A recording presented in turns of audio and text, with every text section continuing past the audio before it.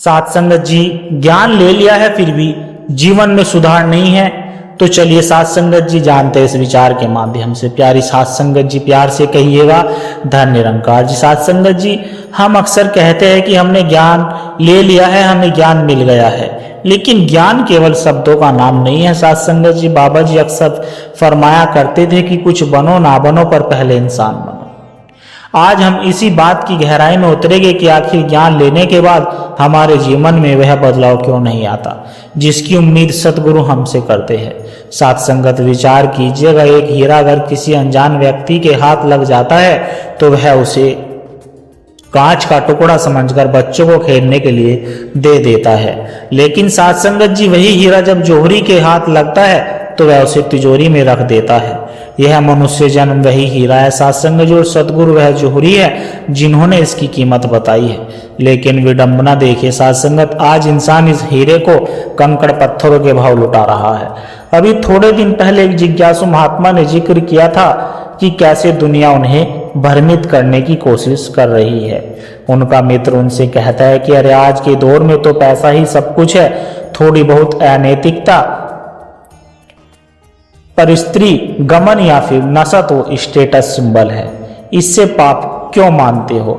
आजकल यह सब चलता है, नॉर्मल सी बात है। साथ संगत जी, यहाँ हमें विवेक की कसौटी इस्तेमाल करनी होगी। शास्त्रों में एक बहुत गहरा तर्क आता है। गोस्वामी तुलसीदास जी ने रामचरितमानस में लिखा है कि काम क्रोध मद लोभ सब नाथ नरक के पंथ।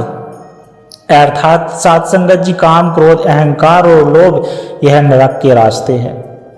अब यह नरक का रास्ता मरने के बाद कोई स्थान नहीं। संतों ने समझाया कि जब आपका जीवन जीते जी बेचैनी, डर और अविश्वास से भर जाए वही नरक है। तो लोग कहते हैं कि पैसा ही सब कुछ है। साथ संगत जी, एक बात सोचिए, पैसे से आप बिस्तर खरीद सकते हैं पर नींद नहीं, पैसे से दवा खरीद सकते हैं पर स्वास्थ्य नहीं, पैसे से मकान खड़ा हो सकता है पर उसे घर बनाने के लिए प्रेम और चरित्र चाहिए।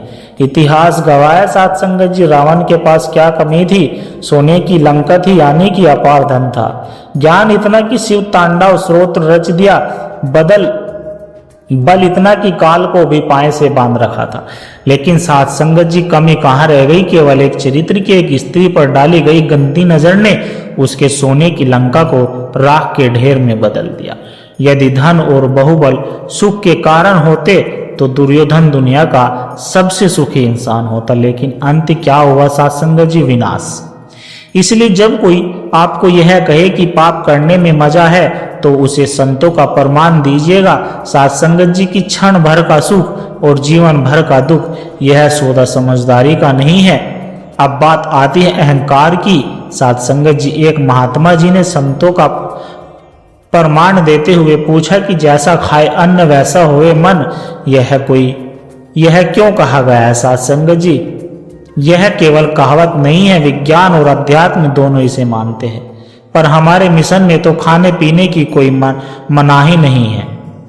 साथ संगत जी, सतगुरु ने हमें आजादी बख्शी है, बिल्कुल सत्य। सतगुरु हमें रस्मों रिवाजों और वहमों भरमों से निकालकर आजाद करते हैं, लेकिन साथ ही सतगुरु हमें विवेक भी देते हैं।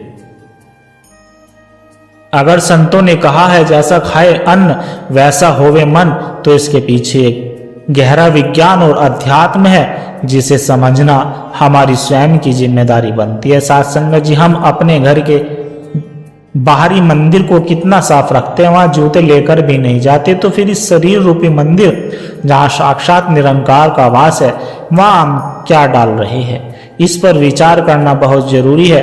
विज्ञान भी मानवता है सत्संग, विज्ञान भी मानता है कि हर भोजन की अपनी एक ऊर्जा यानी एनर्जी होती है। जब किसी जीव को मारकर भोजन प्राप्त किया जाता है तो मृत्यु के समय उसके शरीर में जो भय, दर्द और तनाव के हार्मोन्स यानी कि स्ट्रेस हार्मोन पैदा होते हैं वह पकने के बाद नष्ट नहीं होते हैं। सत्संग जी, जब हम वह आहार लेते हैं तो अनजाने में ही वह निर्दयता, वह बेचैनी, वह भय हमारे मन का हिस्सा बन जाता है। इसलिए साथ संगत जी, सत्संग की महत्वता है। सत्संग कोई रस्म नहीं, यह हम यहाँ इसलिए आते हैं क्योंकि संसार की हवा जहरीली है और सत्संग ऑक्सीजन का चैम्बर है। जब हम सत्संग में संतों के वचन सुनते हैं तो हमारे मन पर जमी हुई संसार की परतें उतरने लगती है। जैसे साबुन कपड़े का मैल काटता है, वैसे ही सतगुरु के वचन हमारे पापों और गलत विचारों को काटते हैं। सत्संग जी, माता जी हमें यही समझा रही है कि ब्रह्म ज्ञान को केवल जानना नहीं, जीना भी है। जीने का मतलब सत्संग जी परिस्थितियां चाहे कैसी भी हो, हमारा रिस्पॉन्स संतों वाला ही होना चाहिए, संसारी लोगों वाला नहीं। सत्संग जी हमने यह तो जान लिया कि हमें क्या नहीं करना है, हमें कुसंग और अनैतिक आचरण से बचना है। लेकिन अब मन में यह सवाल पैदा होता है कि इस भागदौड़ भरी दुनिया जहां नौकरी की टेंशन, परिवार की जिम्मेदारियां, वह भक्ति को कैसे फिट करें। अक्सर हम सुनते हैं कि लोग कहते हैं महाराज दुकान से फुर्सत नहीं मिलती, ऑफिस में बॉस का बहुत दबाव रहता है, घर में झगड़ा और तनाव बहुत रहता है, सिमरन के लिए समय कहाँ से लाए। सत्संग जी यहीं पर हमसे चूक हो जाती है। भक्ति कोई एक्स्ट्रा एक्टिविटी नहीं है जिसके लिए अलग से समय निकालना पड़े। शास्त्र में राजा जनक का उदाहरण आता है, उसको देखिए। वह विधेय कहे जाते थे। एक बार एक जिज्ञासु उनके पास विद्रोह कहे जाते थे। एक बार एक जिज्ञासु उनके पास गया, उसने सोचा यह कैसा ज्ञानी राजा, यह तो मखमली गद्दों पर बैठा है, राजकाज चला रहा है, यह मुझे क्या ज्ञान देगा। सत्संग जी राजा जनक ने उसकी मन की बात जान ली। उन्होंने उस जिज्ञासु के हाथ में दूध से लबालब भरा हुआ कटोरा दिया और 2 सैनिक उनके पीछे लगवा दिए। शर्त यह थी कि उसे पूरे नगर की परिक्रमा करनी है, लेकिन अगर दूध की एक बूंद भी गिरी तो सैनिक उसी क्षण उसका सर धड़ से अलग कर देंगे। वह व्यक्ति गया, पूरा मामला देखा, नाच गाना देखा, बाजार देखा और वापस आ गया। सत्संग जी राजा जनक ने पूछा बताओ नगर में क्या क्या देखा। उसने हाथ जोड़कर कहा सत्संग जी राजा, मेरा पूरा ध्यान इस कटोरे पर था, मुझे डर था कि एक बूंद भी गिरी तो मेरी गर्दन धड़ से अलग हो जाएगी। मैंने नगर तो देखा सही पर मेरा ध्यान वहां नहीं था। सत्संग जी बनकर जीते तो चिंता होती है, अब जब आप सेवादार बनकर जीते हैं तो चिंतन होता है। तय आपको करना है कि आपको चिंता चुननी है या चिंतन। सत्संग जी एक महत्वपूर्ण पहलू है हमारा व्यवहार। लोग आपके माथे का तिलक देखते हैं। अगर कोई महात्मा सत्संग में बहुत ऊंची आवाज में बहुत ऊंची बातें करे, लेकिन घर जाकर अपनी पत्नी पर चिल्लाए, अपने माता पिता का अपमान करे या पड़ोसी से गाली गलौज करे, तो सत्संग जी माफ करना, वह भक्त नहीं हो सकता। संत कबीर जी ने कहा है कि पोथी पढ़ी पढ़ी जग मुआ, पंडित बयाना कोय, ढाई आखर प्रेम का पढ़े सो पंडित होए। तर्क से सोचिए। सत्संग जी मिठाई की दुकान का बोर्ड बहुत सुंदर लगा है, लेकिन अंदर बैठा हलवाई ग्राहकों को गालियां देता हो तो क्या कोई वहां से मिठाई खरीदेगा? नहीं खरीदेगा। हम इस रिएक्शन के सतगुरु के सेल्समैन या रिप्रेजेंटेटिव है। सत्संग जी हमारा आचरण ही सत्संगत वह मिठाई है जिसे देखकर दुनिया हमारे गुरु की तरफ आकर्षित होगी।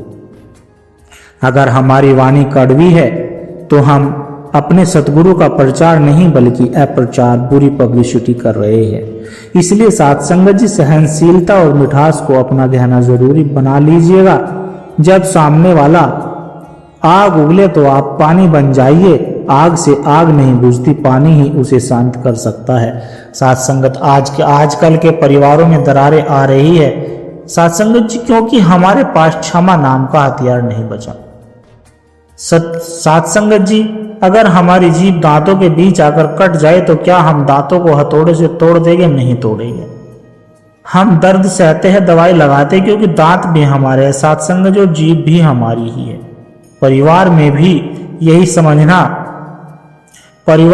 यही समझ अपनाइए। अगर किसी ने कुछ कह दिया तो उसे पराया समझकर बदला मत लीजिए। यह सोचिए यह भी मेरी ही अंग है, शायद इसकी समझ अभी कम है, कोई बात नहीं। शास्त्र कहते हैं क्षमा विरास्य भूषणम, माफ करना कमजोर नहीं ताकतवर का काम है। एक छोटी सी बात को पकड़कर साथ संगत जी हम सालों साल अपने दिल में बोझ लेकर घूमते फिरते हैं।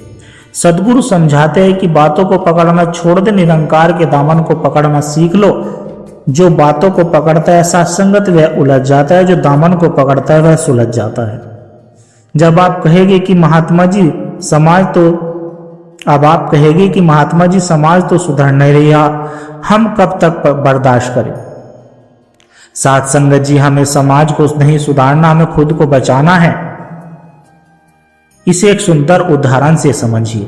समुद्र में नाव तैरती है, ठीक है, नाव को तैरने के लिए पानी की जरूरत है साथ संगत जी, लेकिन खतरा तब होता है जब पानी नाव के अंदर आ जाए। हम संसार में रहे या नाव में या पानी में साथ संगत जी है जरूरी नहीं है, लेकिन संसार हमारे अंदर घुस ना जाए, इस पर ध्यान देना है। संसार हमारे अंदर कैसे घुसता है साथ संगत जी? लोभ, मोह और ईर्ष्या के छिद्रों से घुसता है। सत्संग वह मरम्मत है साथ संगत जो इन छिद्रों को बंद करता रहता है ताकि आपके जीवन में यह डूबे नहीं। समझ गए साथ संगत जी? सतगुरु का आश्रय और भय मुक्त जीवन। अंत में साथ संगत सतगुरु की संग वह मरम्मत है जो इन छिद्रों को बंद करता रहता है ताकि आपके जीवन की नैया डूबे नहीं। समझ गए साथ संगत जी? हमें यह अवसर, सतगुरु हमें यह अवसर दे रहे हैं। अंत में साथ संगत जी सबसे बड़ी बात विश्वास। आज इंसान डर में जी रहा है, कल क्या होगा, नौकरी रहेगी या नहीं रहेगी, बीमारी तो नहीं आ जाएगी, दुनिया भर का साथ संगत जी डर। एक छोटा बच्चा साथ संगत जब अपने पिता की उंगली पकड़कर मेले में चलता है तो वह यह चिंता नहीं करता कि मुझे खाना मिलेगा या नहीं मिलेगा या भीड़ में मैं खो तो नहीं जाऊंगा। वह बेफिक्र होकर मेले का आनंद लेता है। क्यों? क्योंकि उसे अपने पिता की ताकत पर भरोसा होता है। ऐसे ही हमको भी अपने सतगुरु पर पूरा भरोसा होना चाहिए। साथ संगत जी प्रेम से कहना, धन्य निरंकार जी।